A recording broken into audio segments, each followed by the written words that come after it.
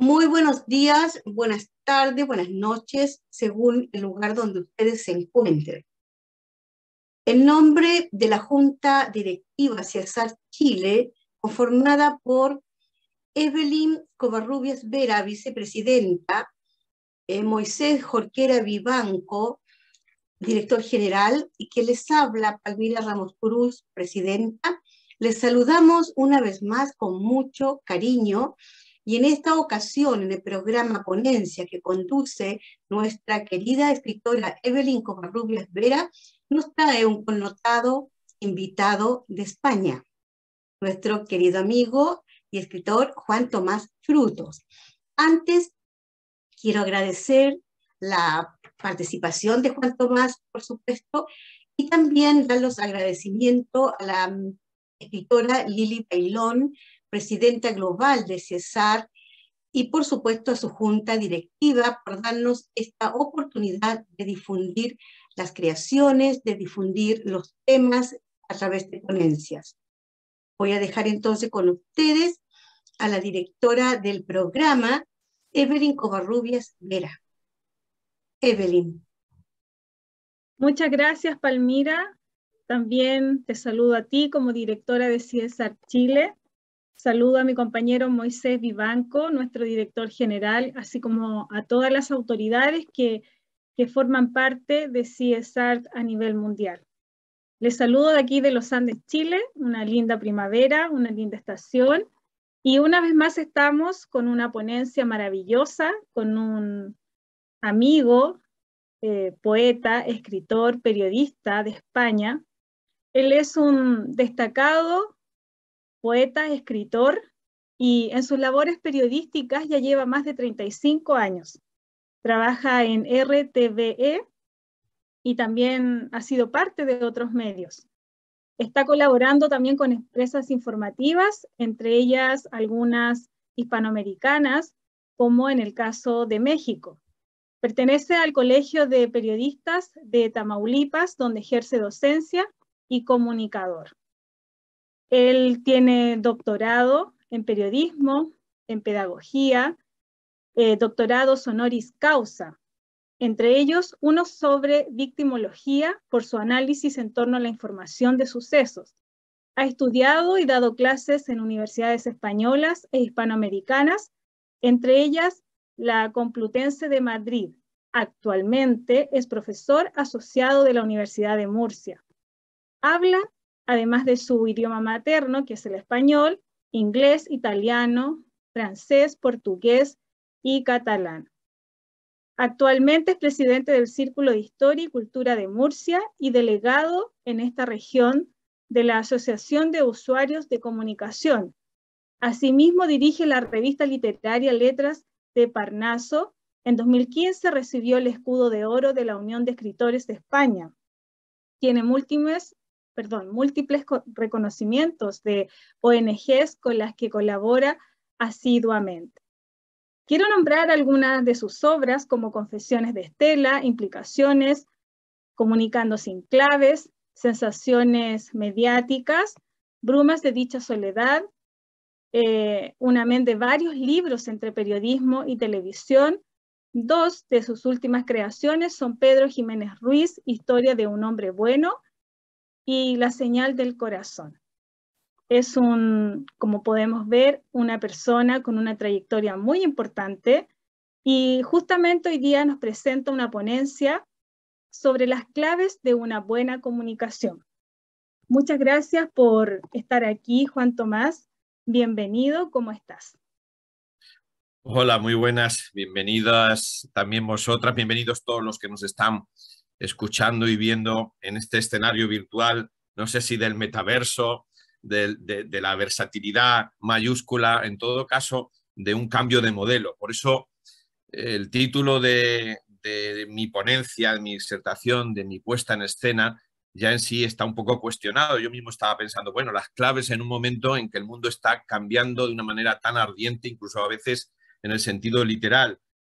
Yo tenía uno de mis libros, lo has mencionado tú, es Comunicando sin claves, y probablemente es más acertado ese libro de hace unos años que lo que pueda decir esta tarde esta tarde, noche aquí o esta mañana, efectivamente, como decía Palmira Ramos, dependiendo del momento en que esto se consuma, que ya en sí también condiciona el propio mensaje. No es lo mismo ver un mensaje a la mañana, que a la tarde, que a la noche, y a veces esto se nos olvida. Decía no era poeta, pero un filósofo poeta español, Ortega y Gasset, que no eran dos, sino uno, bromeamos con esto, José Ortega y Gasset, que somos nosotros los seres humanos y nuestras circunstancias. Y a menudo, en el caso de la comunicación tan globalizada, se nos olvida. Estamos en un momento de muchísimo cambio. Yo a veces a mis alumnos les digo que esto es como aquel programa Matrix. Antes estábamos hablando del metaverso. Yo en mi etapa hablábamos de Matrix, de ese sistema informático y real e informático que estaba permanentemente cayendo. Y yo creo que no sé si somos conscientes que esto se está cayendo, no sé si un poco o bastante. ¿Por qué digo esto? Porque cuando hablamos del sistema de comunicación, de las claves de un proceso, de un sistema, de una iniciativa de comunicación, pues siempre pensamos en lo mismo, ¿no? En el emisor, en el receptor, en que hacemos una serie de mensajes que van por una serie de cauces, de canales, que van con unos códigos, con uno o con varios, que lo decodificamos, esos lenguajes gestuales, esos lenguajes también de las distancias, esos lenguajes que tienen que ver con los distintos idiomas, por eso el esfuerzo que deberíamos hacer por aprender distintas lenguas. Y a menudo se nos olvida que en todo ese proceso lo más importante es que llegue. No que se asuma, porque podemos disentir, que llegue a alguna parte. Y no siempre somos conscientes de si se llega o no. No somos conscientes de si alguien nos está escuchando. Y sobre todo, quién o quiénes podrían ser ese alguien o esos alguienes. ¿Por qué? Porque la comunicación es múltiple, pero también pensada en que somos individuos, en que no solo somos masa, que es un debate que se da sobre los sistemas de comunicación desde los años 60, 70. Somos masas a las que tratamos de comunicar, pero también somos individuos. Y a veces pensamos, como ocurre en Los Grandes Hermanos, en estos programas, o en el 1984 de George Orwell, a veces la cuestión es si existe el gran hermano o si existe la persona que consume. Y no es un debate baladí, porque es también el eje del debate en Matrix. En todo caso, para que se produzca la comunicación, para que se dé ese feedback, para que haya, si no una asunción, un punto de encuentro, yo, si me permiten, voy a intentar compartir un texto, a ver si soy capaz, donde yo anuncio o enuncio algunas claves que tienen que ver con el hecho comunicativo, para que se dé o para que al menos tenga un baluarte, digamos, fehaciente de resultado, ¿no? Las he puesto en negrita, alguna frase y algún término, con el fin de que vosotros, de que ustedes de alguna manera puedan asumir la importancia que yo trato de darle a algunas cosas que voy a citar aquí, ¿no? Ante todo, una comunicación tiene que ser proactiva, tiene que movilizar en un sentido o en otro, pero que las cosas no se queden neutras. Es verdad que buscamos un punto de equilibrio, como diremos más tarde, pero hay que provocar. Hay que provocar en el sentido de que haya un aliciente, haya una búsqueda de una respuesta por parte del receptor o receptores, ¿vale? En esta etapa en que parece que todo trata de preponderar respecto de los demás, el ceder es también muy importante para hacernos entender, y a menudo se nos olvida. Tenemos que pensar en el otro, que es un término que también aparece por aquí, el término de empatía. Tenemos que ir por el mismo camino, pero al mismo tiempo tenemos que buscar que en ese camino no tengamos unos aires de superioridad. De ahí la cesión. A veces la tentación es comunicar muchas cosas de una manera muy rápida, de una manera muy beligerante, para imponernos incluso con nuestro modelo de prevalencia. Y la mejor manera de convencer es precisamente con el con, no vencer al otro. No tratar que el otro sea como nosotros y que asuma totalmente nuestro mensaje. Más vale que asuma una parte, pero que la asuma de verdad, que cuando llegue a casa no cambie de opinión. De ahí esta búsqueda de ceder. Por supuesto, también en una etapa en que parece que tenemos muchas posibilidades de entender al otro, nos falta no solo atenderlo, no solo oírlo, sino también escucharlo. La escucha, yo les digo también a mis alumnos, que es fundamental. Tanto es así que se dice que el rey Salomón, que también citamos en este texto, dicen que fue sabio, no tanto por todo lo que había aprendido, por todo el conocimiento, y es verdad que Shakespeare decía que el conocimiento por sí solo no te hace sabio, lo que te hace sabio es que puedas interconectar las distintas cosas que has aprendido y ha aprendido con H, ¿no? La escucha es fundamental. Fíjense que el rey Salomón supo entender entre dos mamás quién era la mamá del niño que vivía y aquella otra que de alguna manera decía que su hijo era el que vivía y que representaba por desgracia al que había fallecido. Al final, el saber entender entre líneas, ver las caras, ver las intenciones, yo creo que es básico en una comunicación. No solo lo que comunicamos, sino cómo lo comunicamos. Pararemos también un poco en esto. La empatía que he dicho, el contextualizar, que es otro término que aparece aquí, a veces se nos olvida que tenemos que también poner en valor lo que estamos diciendo en base a lo que le rodea. Y se nos olvida por la precipitación. Fíjense, fijaos si no siempre ponemos el contexto que nos gustaría, que muchas de las noticias que escuchamos en los noticieros, en los telediarios, en los informativos, probablemente si nos preguntáramos qué es lo que nos cuentan todos los días, no podríamos ir más allá de 1 minuto o 2 minutos, a pesar de que hemos escuchado horas y horas y horas sobre lo que ocurre en Ucrania o lo que pasa en México, lo que pasa en España o el cambio de reina a rey que pueda haber acaecido. Y mira que hemos recibido horas de información y de acontecimientos en Gran Bretaña. A veces nos falta el contexto por las prisas. Luego veremos también cuáles son los condicionantes de los mensajes y de los medios para que en esas prisas parece que contamos muchas cosas y no contamos tantas. Y si contamos tantas, no se perciben y no quedan compactadas en nuestro interior tanto como nos gustaría. La voluntad de comunicación básica, decíamos antes que teníamos que movilizar. La cercanía, que es un término súper comunicativo. Comunica más y mejor aquel que utiliza palabras cercanas, ejemplos cercanos, aquel que es capaz de ponerse junto a ti, hombro con hombro, que no está en una situación de prominencia, que no está en un pedestal, que no está en una escalera. Y si lo está, fíjense que hasta los curas, que son grandes comunicadores, los sacerdotes bajaron de sus púlpitos porque la cercanía en el mensaje, el que estemos con el mismo vocabulario, que dejemos el latín, que utilicemos la lengua de cada sitio, que miremos a la cara, que estemos en el mismo plano, con la misma altura, eso beneficia a la propia comunicación, nos hace más cercana. ¿Dónde hemos hecho mal lo de la cercanía? Pues los malos programas del corazón, que buscan una cercanía sobre cosas que, bueno, pues generan más que, digamos, proximidad, morbo. Y a veces incluso utilizando pues una terminología violenta, seguramente muy vulgar, buscando ese amarillismo que seguramente no es, y quito el seguramente, lo estoy repitiendo mucho, no es del todo bueno u óptimo. En toda comunicación hay 2 niveles. Aquí aparece que tenemos que movernos en el plano de los sentimientos, también en el de la razón.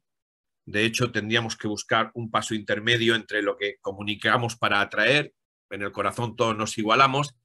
Yo siempre digo que aunque estemos escuchando la televisión china en chino, que también se da en castellano, en español, si vemos a alguien llorando, nos vamos a parar a ver qué ocurre. Si vemos a alguien gritando, nos vamos a parar. ¿Por qué? Porque todo lo que apela al sentimiento atrae, y atrae muchísimo. Probablemente el 80% de la comunicación de un mensaje tiene que ver con el corazón. Pero claro, también tenemos que tratar de informar y de formar, como ahora también pararemos un poquito en ello. Con lo cual hay que buscar que esos 2 niveles de la comunicación, esos 2 niveles cognitivos que tienen que ver con el corazón y la razón, se pongan más o menos de acuerdo. Es cierto que comunicar desde la razón no es fácil, porque hay diversidad de razones, de criterios, de percepciones de la sociedad.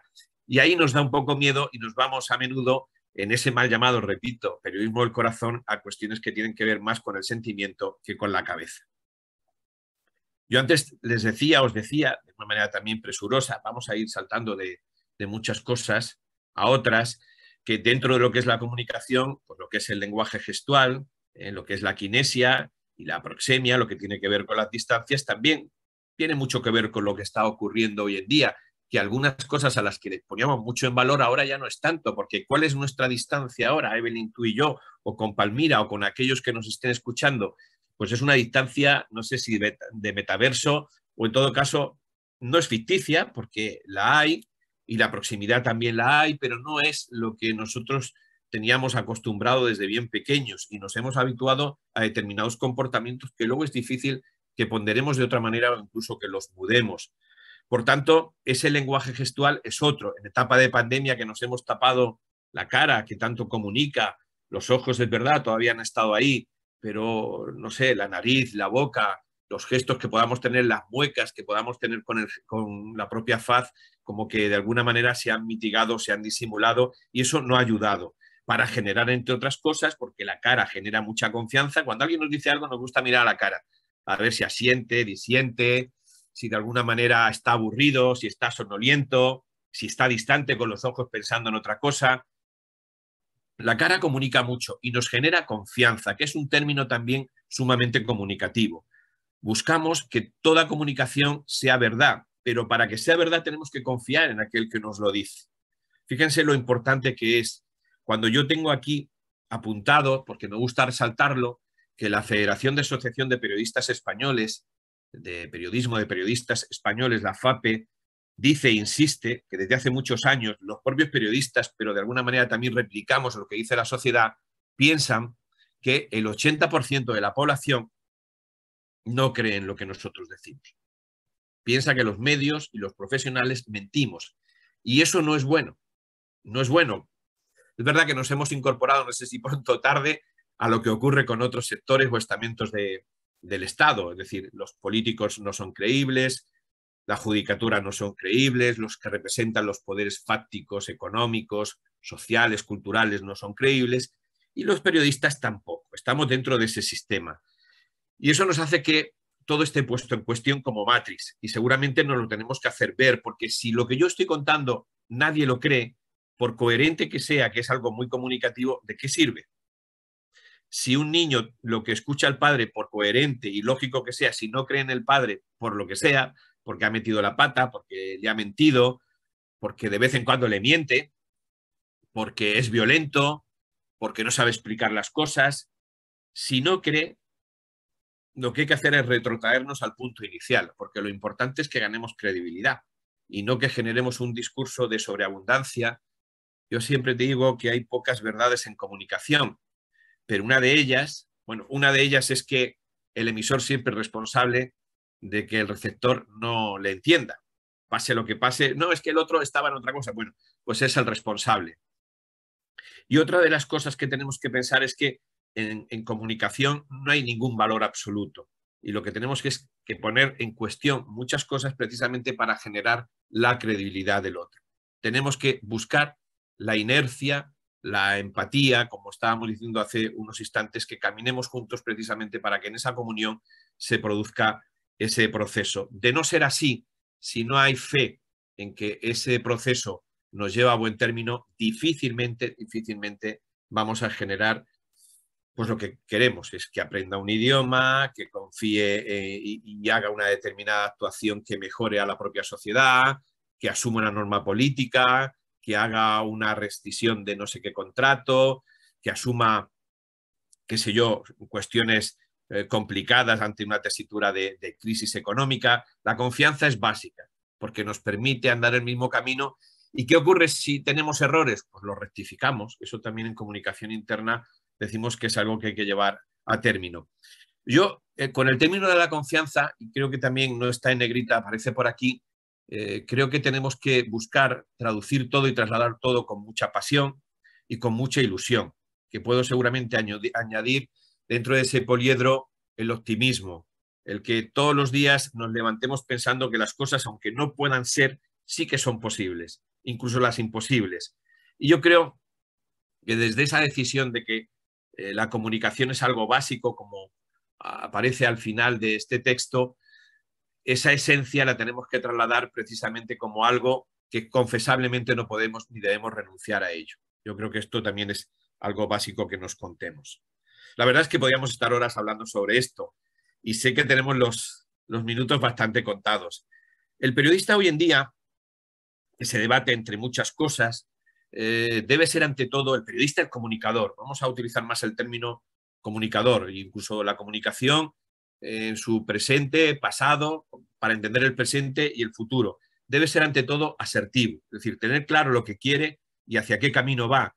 ¿El asertivo puede cambiar de opinión? Sí, siempre y cuando que esté bien justificada. A veces pensamos que el asertivo es un modelo de tener las ideas claras y de ahí no me sacas. No, eso quizá es más el modelo agresivo de yo estoy aquí y lo que trato es de cambiar a todo el mundo, como aquel que escuchó en una emisora de radio, iba por el puerto de Cartagena, muy cerquito de aquí, de donde yo me encuentro, y escucha por la radio autonómica, lleven ustedes cuidado, que hay un tipo que va con el coche en dirección contraria. Y el tipo dijo, todos van, no uno, todos van en dirección contraria. No se dio cuenta de que era él. A veces el no asertivo, por su carácter violento y por su carácter preponderante, seguramente no ve estas cosas. Habría que buscar un punto también intermedio, como decía Aristóteles, entre el asertivo, que es el que tiene claro que tiene que coger cosecha de todos y conseguir que todos vayamos un poco en una misma, si no, dirección, con un sentido más o menos acoplado, frente al no asertivo, que a veces podemos no ser asertivos porque eso nos ayuda a sobrevivir ante otras causas, y el agresivo. A veces también es verdad, hay que dar un puñetazo en la mesa para llamar la atención, pero como modelo sería el asertivo. Podríamos hablar de comunicación interna, pero seguramente nos entretendríamos mucho. Cuando hablamos de la definición de un comunicador, que antes decía, claro, me he ido un poco a mi profesión, la de periodista, pero últimamente casi prefiero presentarme más como comunicador, como escritor, porque es verdad, y no me arrepiento de nada, es decir, que no estoy como aquel cantante español que dice, si me cuentas mi vida lo negaré todo. No, yo no voy a negar todo. Creo que los periodistas hemos callado muchas veces, que hemos mirado para otro lado muchas veces y que seguimos haciéndolo. Por eso, mi definición del profesional comunicador, e incluye a los periodistas, es que ante todo tenemos que ser buenas personas, que incluso cuando nos equivocamos lo hacemos con buena intención. Si hay una intención económica, social, cultural, de un grupo de opinión, de un grupo de interés, ahí sí que no estamos bien.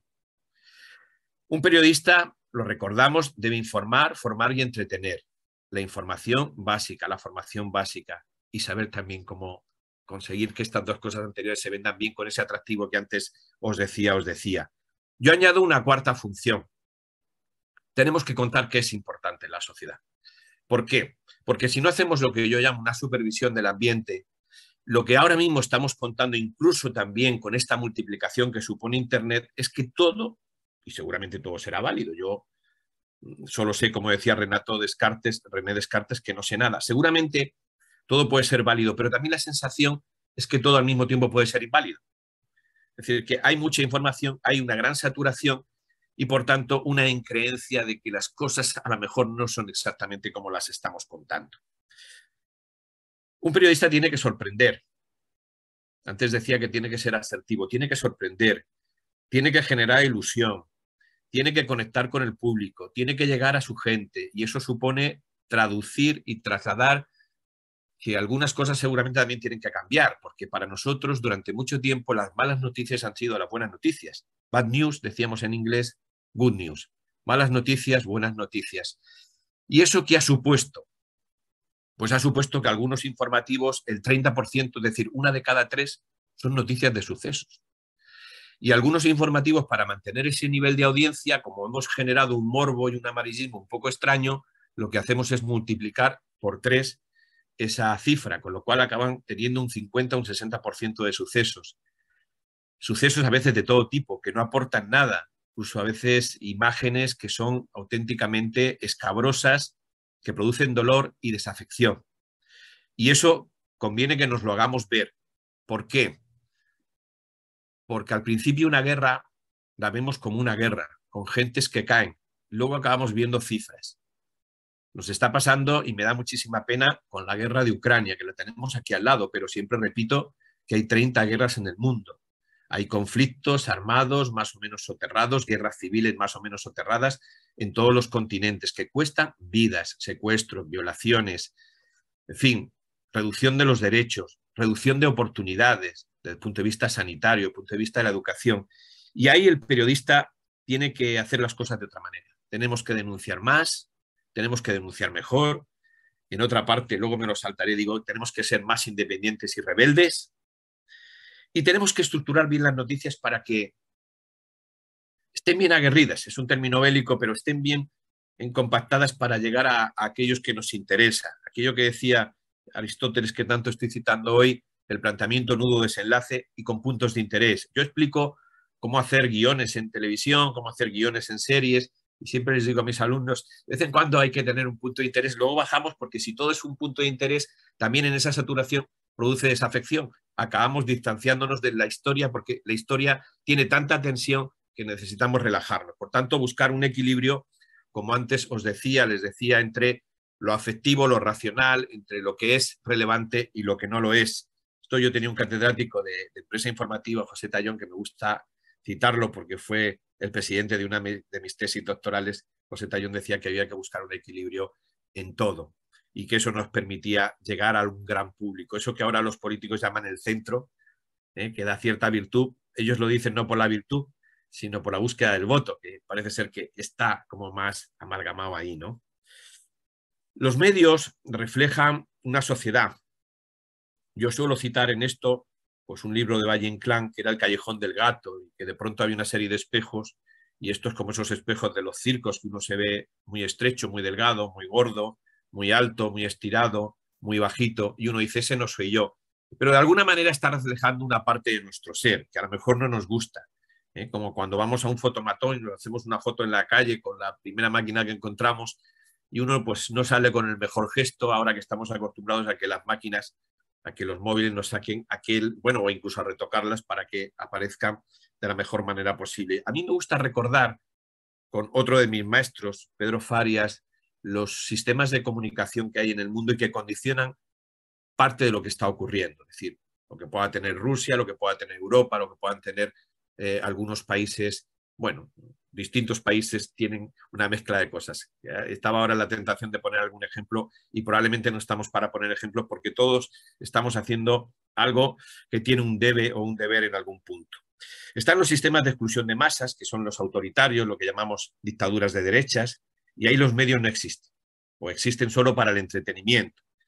Están los de conducción de masas, fíjense que decía lo de Rusia, que están un poco heredando lo que fue la Rusia comunista, donde son sistemas totalitarios. Aquel que no está con mi discurso no existe. Los medios los utilizo para mi bien y no hay pluralidad de medios. Y están los de persuasión de masas, donde hay pluralidad de medios, pero también es verdad que están muy sesgados. Hay un planteamiento ahora en España, no sé si se da también en algún país hispanoamericano, que de alguna manera hay voces que dicen que los medios se identifiquen con aquella ideología que están sustentando, para no engañar al público, porque a veces con una falsa pluralidad, pues estamos aupando más un partido frente a otro, es decir, de un partido solo vemos lo bueno, o de un gobierno solo vemos lo bueno, y del gobierno contrario solo vemos lo malo, y eso tampoco parece que sea muy justo, ¿no? Que no obedezca a independencia, como decimos, ¿no? Entonces, frente a esa rebeldía o independencia que yo antes decía, está ocurriendo que los medios se posicionan. Y hay voces que yo no sé, tampoco tengo yo en esto una idea muy clara, que dicen que lo mejor es que los medios digan, voy a quitarme la pantalla esta que ya no la estoy utilizando y ahora me estoy dando cuenta que estoy intentando ordenar mi discurso y estaba yo ahí como escorado. Pero bueno, lo importante, que seguramente tampoco es lo que estaba diciendo.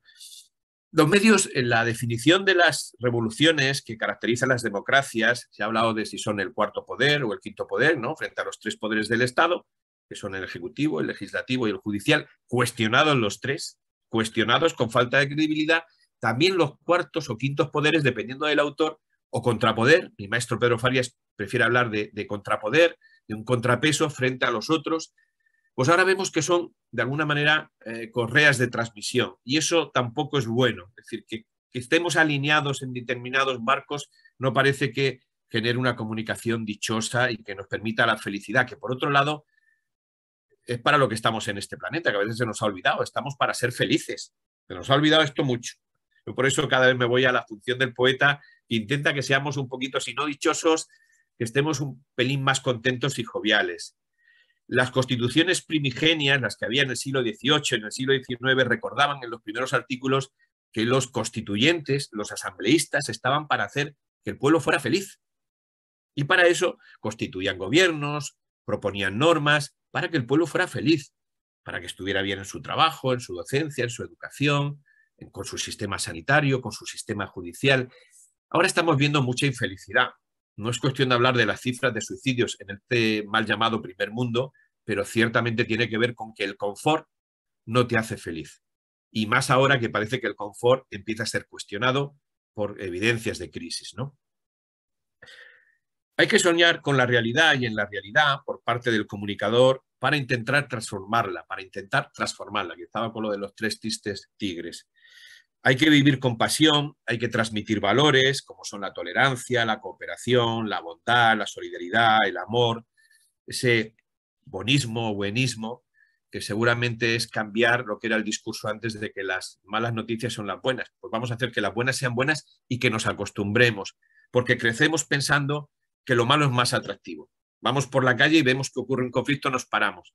Vemos a alguien riendo y decimos, este está loco, no me interesa, y sigues tu camino incluso por si te fuera a pedir una moneda, como si eso fuera más peligroso que lo que estamos viendo cuando vamos conduciendo y vemos un accidente, ¿no? Repito valores: belleza, fe, esperanza, colaboración, amistad, amor, que lo repito mucho, construir, entendimiento, solidaridad, que también lo he dicho, pensar con credibilidad en el futuro. A mí me parece que la credibilidad es básica, en un momento en que la hemos perdido, es verdad. Y la hemos perdido porque luego hay estudios que dicen que en esta precariedad en la que nos movemos todos, pues hay informaciones que ni contrastamos. Hay una universidad, la Camilo José Cela de Madrid, que dice que el 82% de las informaciones que estamos dando por el mundo, eso incluye las redes, están sin contrastar. Y si la información es tan esencial, fijaos si es esencial y que tiene que ver con la influencia, con la responsabilidad, con la influencia social, que está, en el caso de España, en el artículo 20 de la Constitución. Es un derecho tan esencial como el derecho a la vida.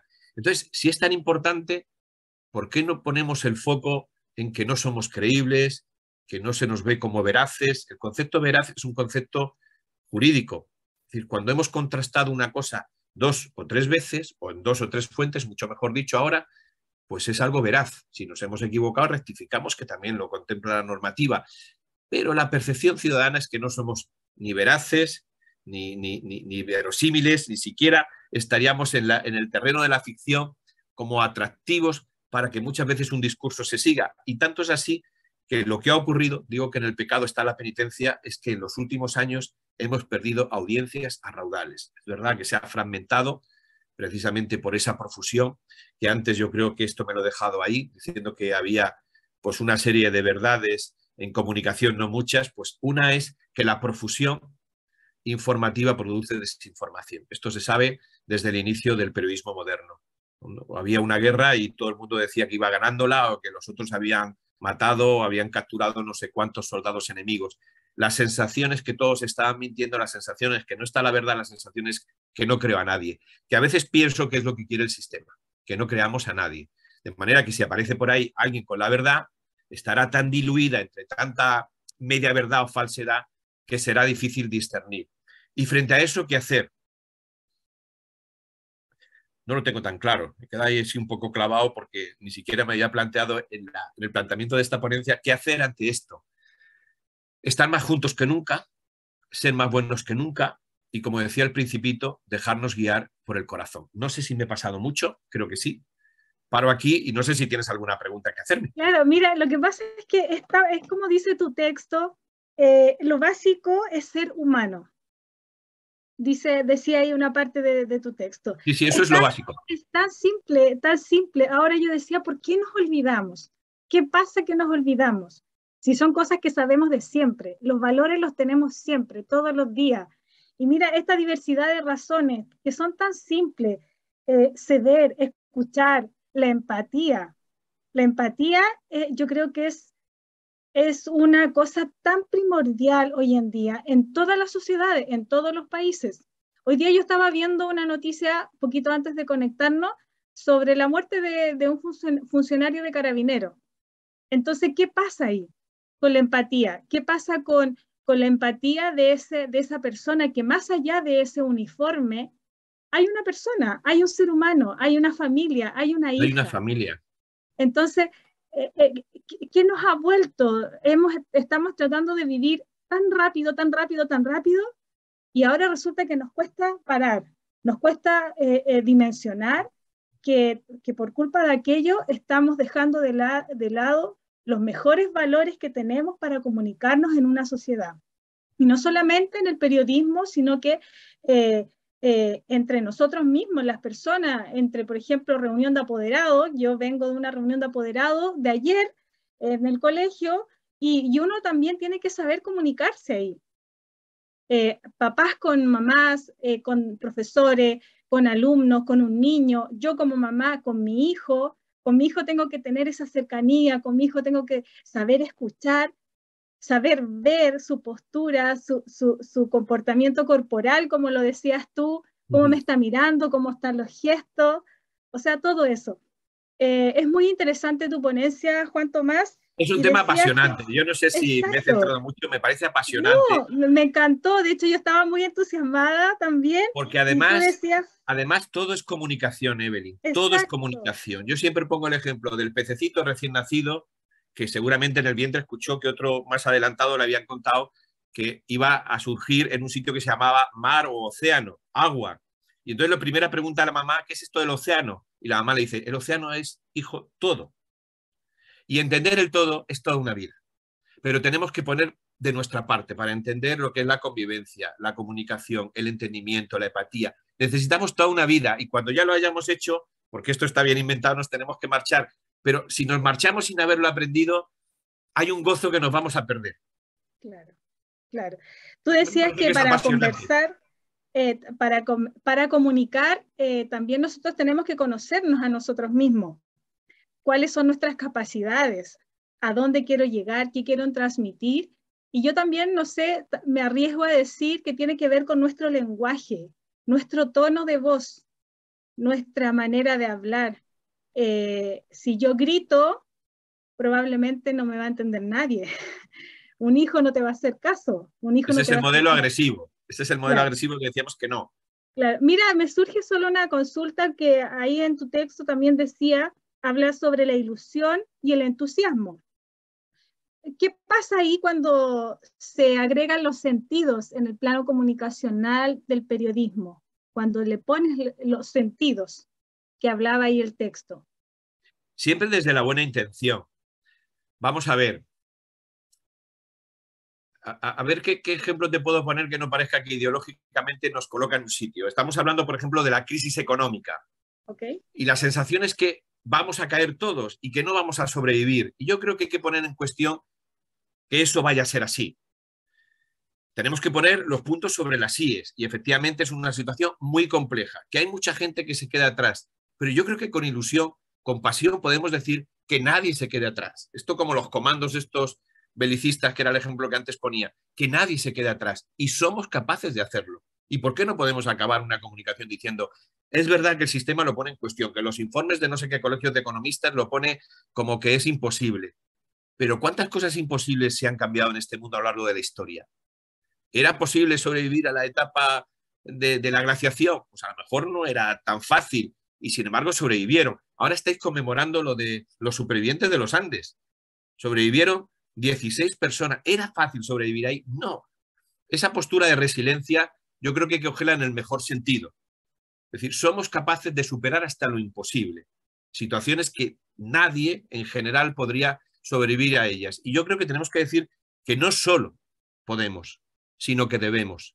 Tenemos un deber con nuestros hijos. Estabas poniendo el ejemplo de la docencia de los padres. Tenemos un deber de entendernos con los demás padres y con los docentes y con las administraciones y las administraciones con nosotros, porque hemos llegado aquí, porque hay unos papás, unos abuelos, unos bisabuelos, varias generaciones, miles de generaciones que hasta aquí han hecho posible de que estemos en este punto de evolución. Si lo paramos aquí, si esto hace crack y no seguimos adelante, habremos demostrado un fracaso de todos los anteriores. Si queremos a todos los que nos antecedieron, a todos los que estuvieron antes que nosotros, yo creo que la mejor muestra de ilusión y de pasión es que por ellos somos capaces de hacerlo y que no haríamos por los nuestros, ¿no? Por nuestros apellidos o los apellidos que seguramente se han difuminado a lo largo de la historia, que no son precisamente los que tenemos ahora. Yo creo que trasladar esa ilusión de que de aquí se puede sacar y se puede salir, puede sacar y se puede salir. Exacto. Mira, Juan Tomás, tú siempre estás ahí en tus redes sociales haciendo videos, entregando un mensaje a través de tu poesía, de tus textos. ¿Con qué podríamos terminar? ¿Qué mensaje nos puedes entregar ahora para el público que nos está viendo a través de todo esto que nos has entregado? Que todo es posible, yo me quedo con ese mensaje, todo es posible y que nos movamos siempre con el corazón. Cuando tengamos dudas, antes decía la cita del Principito, que también es muy tópica, muy de estereotipo, que cuando tengamos dudas nos movamos con el corazón, porque probablemente algún daño lateral, colateral o directo que hacemos tiene que ver con que no vemos que el otro, como tú decías, tiene un rostro humano igual que nosotros y siente y padece. Y probablemente si se ha equivocado contigo o tú te has equivocado con él, es porque no hemos mirado a los ojos y lo hemos visto pues como debemos ver a las personas, que en el 98%, 99%, 99,99% somos iguales. El mensaje es somos iguales, si es que somos iguales. Entonces, si somos iguales, como iguales tenemos que salir adelante. Exacto, todo es posible y está en uno, lo dijiste tú. Sí, todo es posible. Muchas gracias. A Muchas ti gracias, siempre, Juan vosotras. Tomás, por todo este trabajo que nos has mostrado.